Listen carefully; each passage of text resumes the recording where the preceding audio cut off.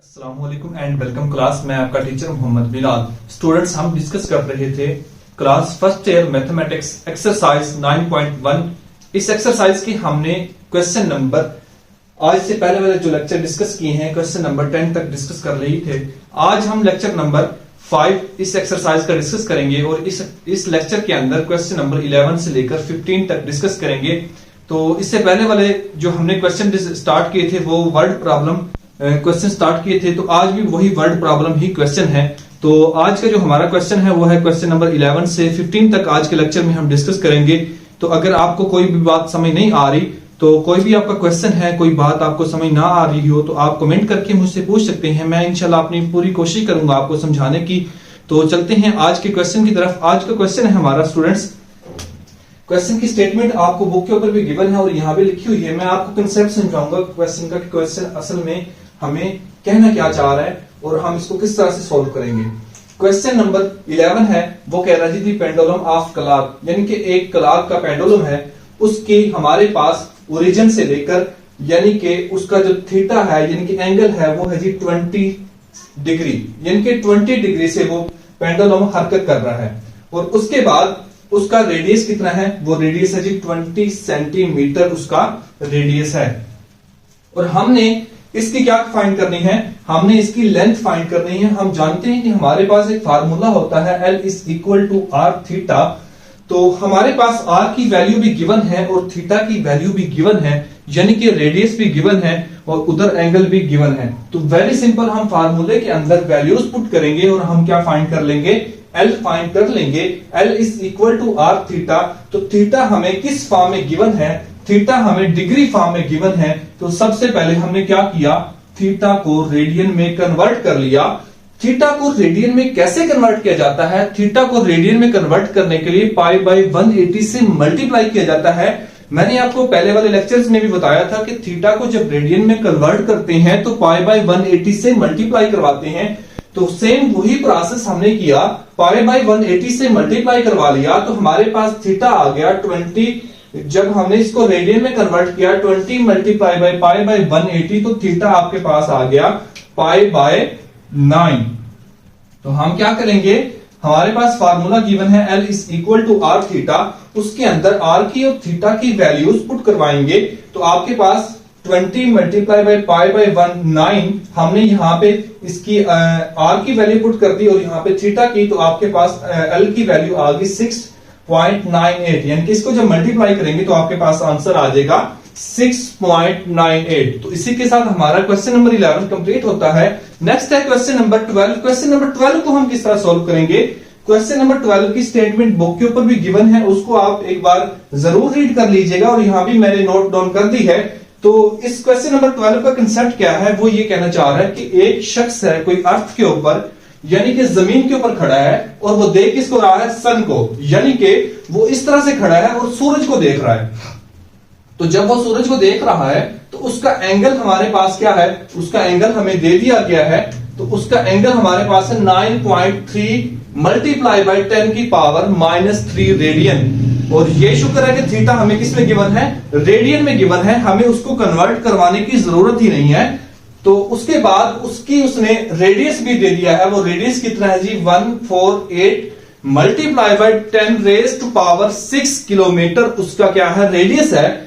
तो उसकी हमने क्या करनी है, लेंथ फाइंड करनी है, यानी कि जिस एंगल और जिस रेडियस से वो शख्स सूरज को देख रहा है वो लेंथ हमने फाइंड करनी है। वो लेंथ कैसे फाइंड करेंगे, हमारे पास सिंपल एक फार्मूला है L is equal to are theta. तो उसके अंदर r की वैल्यू पुट करवा दी और थीटा की वैल्यू भी पुट करवा दी। तो जब इसको सिंप्लीफाई करेंगे, ये आपके पास 148 को जब मल्टीप्लाई करेंगे 9.3 के साथ, तो इसको जब मल्टीप्लाई करेंगे तो हमारे पास आ जाएगा 1376.4। और आप आगे देखें, ये है 10 रेज टू पावर 6 और ये क्या है 10 रेज टू पावर -3। हम जानते हैं कि मैथमेटिक्स के अंदर हमारे पास रूल है, जब बेसिस सेम हो तो पावरें आपस में क्या हो जाती हैं, ऐड हो जाती हैं। मैं दोबारा रिपीट कर देता हूं, यानी कि किसी भी चीज की जब बेसिस सेम होती हैं तो उसकी पावरें आपस में ऐड हो जाती हैं। तो सेम वही प्रोसेस हमने यहां पे किया कि हमारे पास है 10 रेज टू पावर 6 और इधर है 10 रेज टू पावर -3। तो हमने इनको एक ही बेस के ऊपर ऐड करवा लिया, यानी कि 6 प्लस का है और माइनस का 3 है, तो ये क्या बन जाएगा 10 रेज टू पावर 3। ठीक है, फिर इसको जब सिंप्लीफिकेशन करेंगे, इस पॉइंट को जब इस तरफ मूव करवाएंगे, आप जानते हैं कि पॉइंट जब हमारे पास राइट से लेफ्ट मूव करता है तो पावर क्या होती है, पॉजिटिव होती है, और जब पॉइंट लेफ्ट से राइट मूव करता है तो पावर क्या होती है, नेगेटिव होती है। तो ये पॉइंट हमारे पास राइट से लेफ्ट मूव कर रहा है, तो इसलिए 1 2 3 यानी कि 3 डिजिट उसने पावर मूव हुई, तो आपके पास 10 रेज टू पावर 3 हो गया, और ये वाला 10 रेज टू पावर 3 ये जो ऊपर वाला था ये आ गया। तो हमारे पास आंसर फाइनली इसका क्या आ जाएगा, 1.3764 multiply by 10 raise to power 6 इसका आंसर आ जाएगा। इसकी लेंथ हमने फाइंड कर ली है। तो इसी के साथ क्वेश्चन 12 कंप्लीट हो गया हमारा। तो क्वेश्चन नंबर 13 है नेक्स्ट। क्वेश्चन नंबर 13 का मैं आपको कंसेप्ट समझाता हूं। इसकी स्टेटमेंट आप बुक से रीड कर लीजिएगा, और यहां भी गिवन है, स्टेटमेंट आप खुद पढ़ लेंगे। क्वेश्चन नंबर 13 के अंदर वो कहना क्या चाह रहा है, मैं आपको बताता हूं। यानी कि वो कहना ये चाह रहा है कि आपके पास एक वायर है जिसका रेडियस क्या है, 6 सेंटीमीटर है। क्या है रेडियस, 6 सेंटीमीटर, और वो किस फॉर्म में है, एक सर्कल की फॉर्म में मौजूद है। यानी कि एक वायर है और वो सर्कल की फॉर्म में मौजूद है आपके पास, उसका रेडियस है 6 सेंटीमीटर।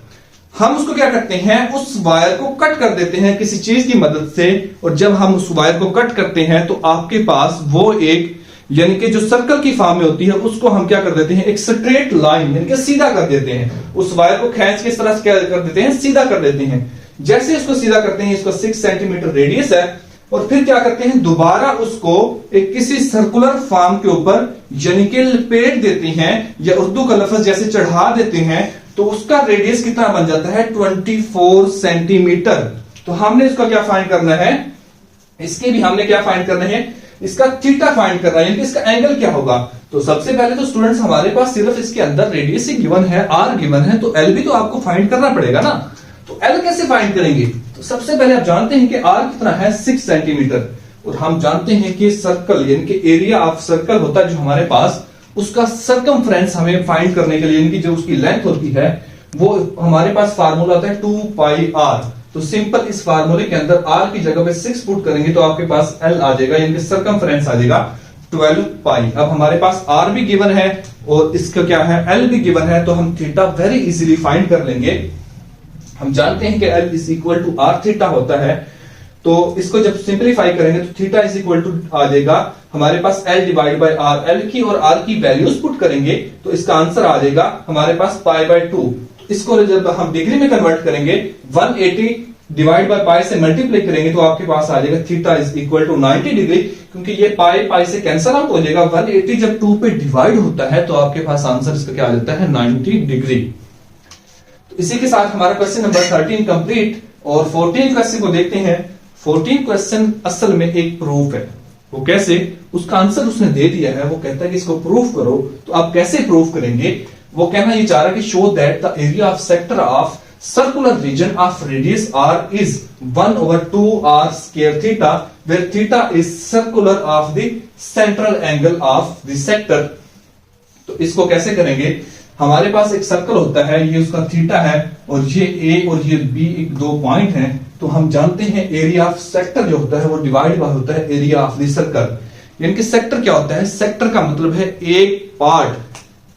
मैं आपको एक सिंपल एग्जांपल देता हूं। जैसे हम एक बर्थडे केक खरीदते हैं, उस केक को जब हम काटते हैं, वो वैसे तो एक कंप्लीट केक होता है, लेकिन जब हम उसको पीसेस में कन्वर्ट कर देते हैं तो उसके पास वो जितने भी पीसेस होते हैं उसको आप बोलते हैं ये इसके क्या है, सेक्टर है। जैसे एक मैं आपको रोजमर्रा की एग्जांपल देकर समझाना चाहूंगा, बात आपको याद रह जाएगी अच्छे तरीके से। तो आपने नाम सुना होगा कि DHA 10 sector, DHA 11 sector, DHA 5 sector. वो क्या होते हैं, सेक्टर यानी कि उसके पार्ट होते हैं। DHA एक मुकम्मल यानी कि चीज है ना, जैसे सर्कल एक मुकम्मल एक सर्कल है, लेकिन आगे उसके क्या है, पार्ट्स है। तो वो उन्होंने जो नाम दिए हुए ना, यानी कि वो कहना ये चाह रहे हैं कि इसका ये 5 वाला हिस्सा है, ये 10 वाला हिस्सा है, यानी कि DHA 10 sector, DHA 11 sector, DHA 5 sector. तो इसी तरह इस सेक्टर क्या होता है, एक सर्कल के अंदर एक हिस्सा होता है, कोई भी पार्ट होता है सर्कल के अंदर। तो सेम वैसे ही हम क्या करेंगे, area of the sector divide by area of the circle is equal to area of the major angle of sector, यानी कि जो हमारे पास उस सर्कल का एंगल है और टोटल एंगल क्या होता है, एक सर्कल जो होता है ना उसका टोटल एंगल क्या होता है आपके पास 2 पाई होता है। ये क्या होता है रेडियन में, अगर डिग्री में देखें तो आपके पास होता है 360 डिग्री। ओके, तो हमने क्या किया, यानी कि जो एरिया ऑफ द सेक्टर था उसको डिवाइड करवा दिया कंप्लीट सेक्टर के ऊपर, यानी कि कंप्लीट सर्कल के ऊपर, और जो मेजर ऑफ एंगल यानी कि जो एंगल है उसको डिवाइड करवा दिया कंप्लीट सर्कल के एंगल के ऊपर। तो ये फाइनली आ जाएगा area of the sector divide bye, हमारे पास जो सर्कल का एरिया होता है उसका फार्मूला होता है, ये आप याद कर लें, ये एमसीक्यूज के लिए बहुत इंपॉर्टेंट चीज है, वो होता है पाई आर स्क्वायर। इनके कंप्लीट सर्कल का जो एरिया होता है वो होता है पाई आर स्क्वायर। तो ये आ जाएगा area of sector divide by pi r square is equal to, यानी कि थीटा जो हमारे पास ये एंगल है वो पुट कर दिया और डिवाइड बाय टोटल एंगल यानी कि 2 पाई। तो हमने फाइंड करना है area of the sector is equal to, इसको क्रॉस मल्टीप्लिकेशन करेंगे, ये इसके साथ इधर जाके मल्टीप्लाई हो जाएगा, theta divide by 2 pi multiply by pi r square. ये जो पाई है इस पाई से कैंसल आउट हो जाएगा, तो आपके पास बाकी क्या रह जाएगा, theta divide by r square, यानी कि 1/2 आर स्क्वायर थीटा, आपके पास ये क्या आ जाएगा, प्रूफ हो गया। ठीक है, अब जो फाइनली क्वेश्चन नंबर आज के लेक्चर का लास्ट क्वेश्चन है, क्वेश्चन नंबर 15, वो क्या कहता है। क्वेश्चन नंबर 15 की स्टेटमेंट मैंने जगह ना होने की वजह से यहां पे नहीं लिखी, लेकिन बुक के ऊपर आपके पास क्वेश्चन नंबर 15 की स्टेटमेंट गिवन है। आप एक बार स्टेटमेंट को जरूर गौर से पढ़िएगा, तो उसका मैं कंसेप्ट आपको देता हूं। क्वेश्चन नंबर 15 के अंदर वो ये कहता है कि सपोज आपके पास 2 सिटीज हैं, यानी कि 2 कोई शहर हैं ए एंड बी, ठीक है, उसका उसने हमें वो कहता है एक शहर जो है ना वो ईस्ट में है और एक क्या है वेस्ट में है। जो ईस्ट वाला है ना उसका उसने एंगल बताया हमें 25 डिग्री, और जो वेस्ट में है उसका एंगल बताया है 45 डिग्री। अब हमने फाइंड क्या करना है इसका, हमने इसकी लेंथ फाइंड करनी है दोनों की। तो हम कैसे फाइंड करेंगे, उसका जो हमें रेडियस है वो भी उसने क्या दिया है, दे दिया है। इन दोनों का रेडियस है जी 6400। अब हम जानते हैं कि थीटा, यानी कि थीटा टोटल जब थीटा करेंगे तो इनको दोनों को प्लस कर लेंगे, थीटा इज इक्वल टू आ जाएगा 45 degree plus 25 degree is equal to आ जाएगा 70 डिग्री।